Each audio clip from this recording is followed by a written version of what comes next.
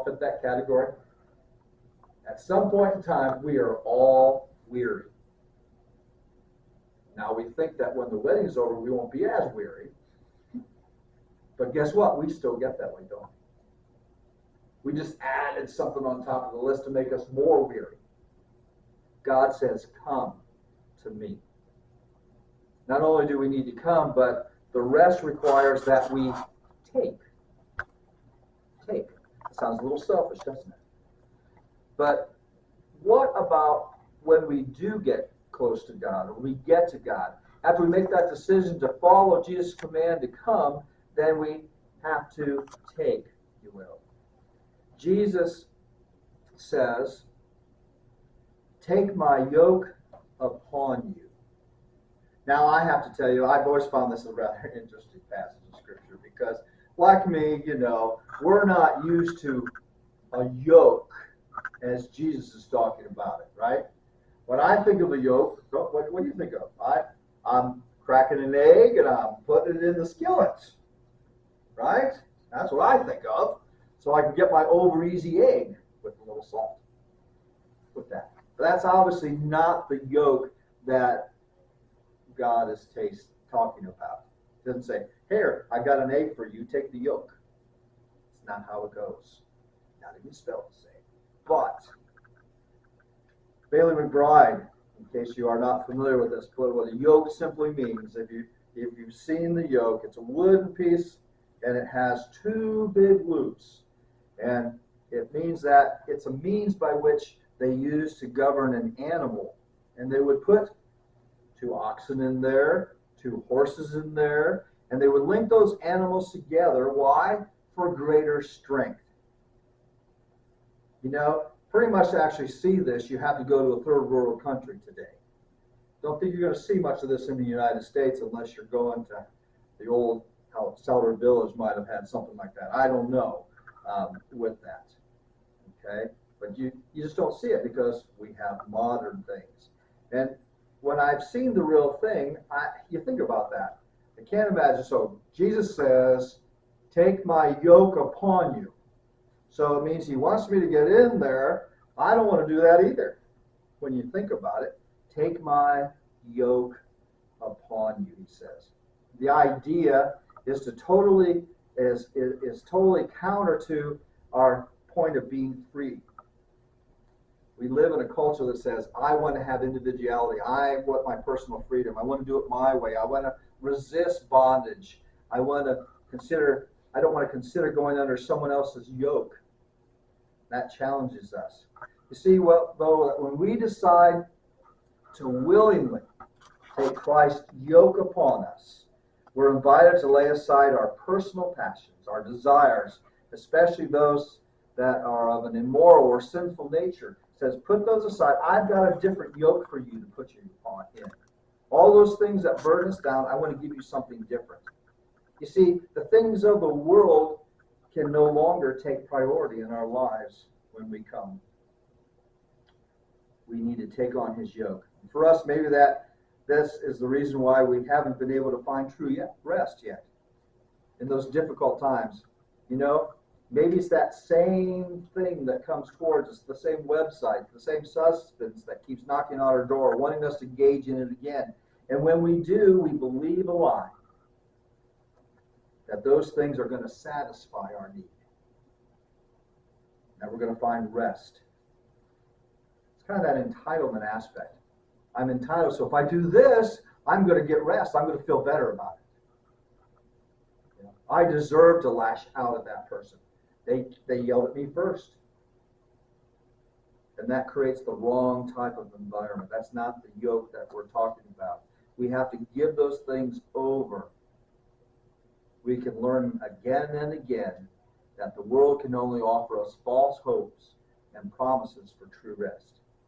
You see, only God can promise true rest for our weary soul. We must come to the humbling conclusion that merely coming to Jesus is only one step in the process of finding rest. See, we then must make the decision to give him whatever is weighing us down. You see, whether we want to believe it or not, we already have a yoke on us. And he's saying, take that one off and put the one on that I have. Take my yoke upon you, he says, because it's different with that. Think about for a moment, what is it that weighs you down? What is it that stops you from having rest with that? You know, when I got thinking about this, I had to think of my own life and say, what is it that in my life, as I look back at it, and every once in a while rears its ugly head, has been a struggle for me? Now, if my wife was here today, she'd tell you of the early years of, she might still tell you a little bit of that I am a control freak.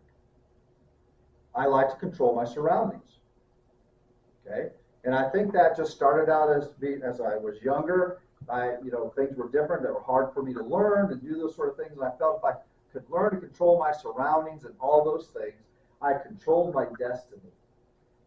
We call it purpose-driven, goal-oriented, those type of things, right? And so you set these goals. And even in junior high, high school, that's the way I was. I was just driven. When I played baseball, I had a goal. And in order to reach that goal, what did I have to do? I had to do certain things to get there. And so that's what I did. I had this control issue. I always like to have a TV controller, don't you?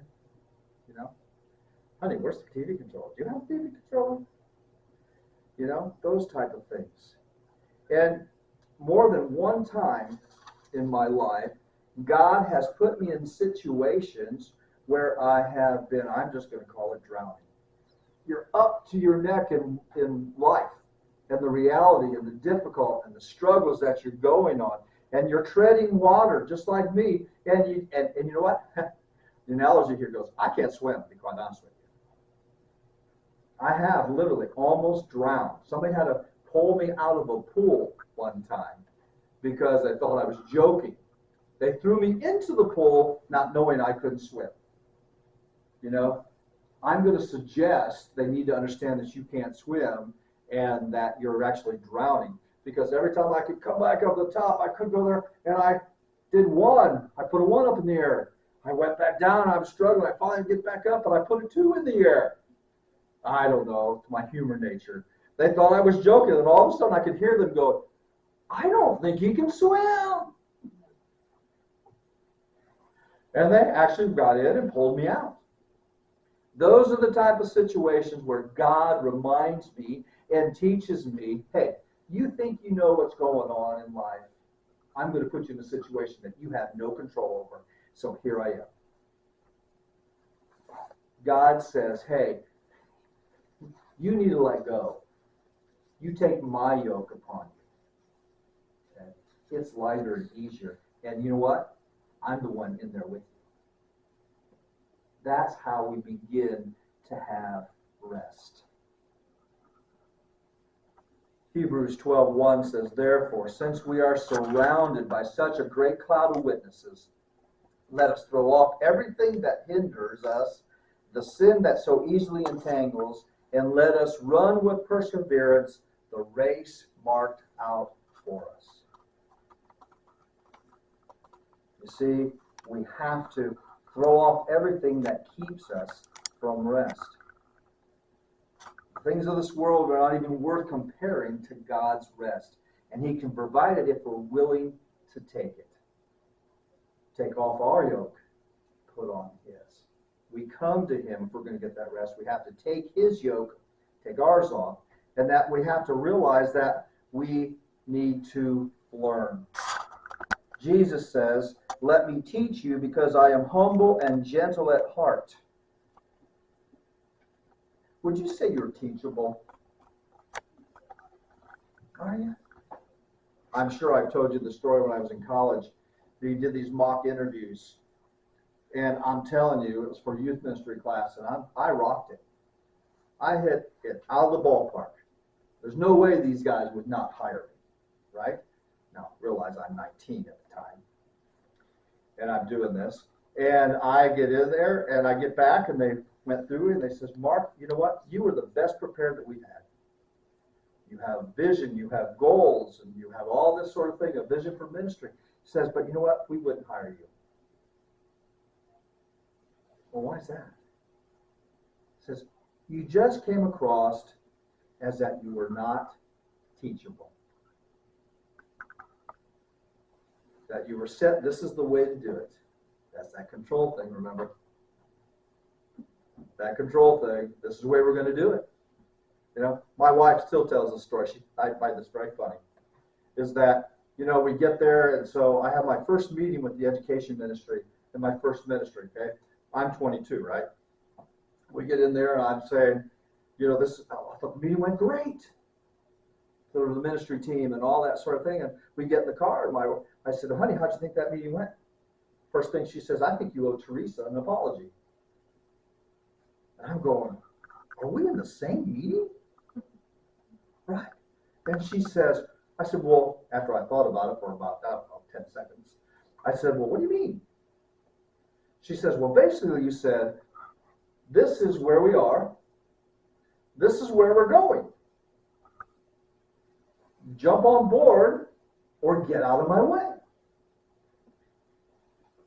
And I thought for about 10 more seconds after she said that, and I looked at her and I said, well, yeah, but I said it much nicer than that, right? You know, my way was the right way. I knew it was, being 22. You know, a little older now, I realize that people take time to come to that my right way is the right way, of course, you know. Joking there. It's that aspect that we have, and we have to we have to be willing to learn. You know, I think I told you about Miss Pepper. She was my reading teacher, second grade.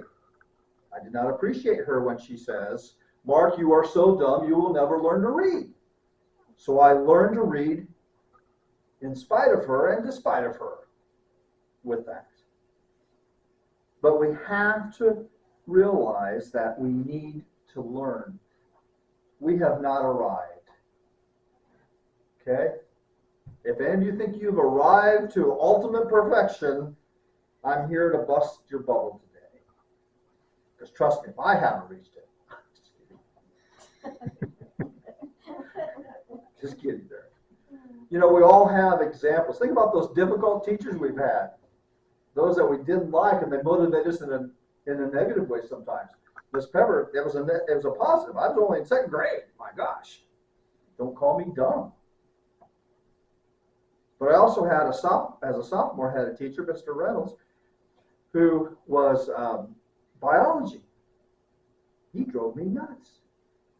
Because what he wanted to make sure is that we learn to think.